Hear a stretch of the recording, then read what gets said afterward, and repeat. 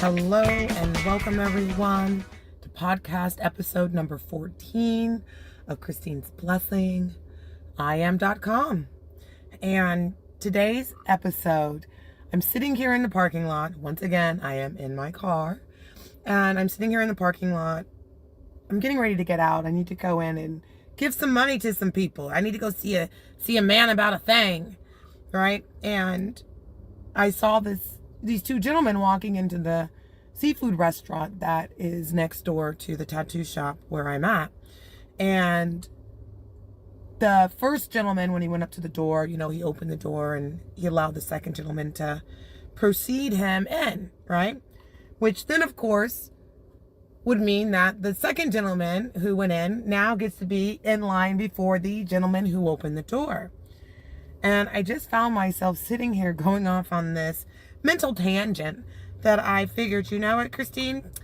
Get out of monologue and get into dialogue and make a podcast. So here I am.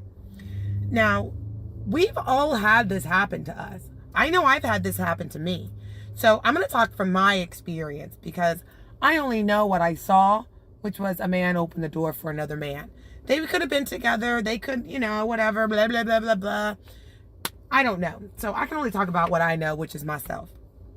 In those instances when that has happened with me, I know I'll speak from the second person first, right? Like if I am the person who is walking up behind someone and they open the door for me to go in, right? I know for myself, in my selfish humanity, right, that I would be like, yay, I get to go ahead of them, right? Thank you, sucker. I'm in on it now. Okay? Especially if I know that they're with a party that's larger than mine. Now, I've been on the other end of that, right? Where I've been the person opening the door and I've allowed someone to go ahead of me. And I know in some instances, it just was because that was the polite thing to do because you hold the door for people. Even if it's sacrificing your spot in line, right? Hierarchy, linearly being ahead of them. And I've also been, though, that second person where when I go inside, someone who's opened the door for me, I go inside. While I'm grateful, I feel obligated to turn around and extend them their original spot in line ahead of me. So it's interesting as I sit here because in both instances, depending on my vantage point, my viewpoint, right, or which role I'm playing, I have an expectation. So if I'm the person opening the door, I expect for the person to accept my invitation and to walk in. And then I also have an unspoken expectation that they're going to be gracious and turn around and extend me my original spot in line ahead of them, right, in return. Now, I don't actually think that.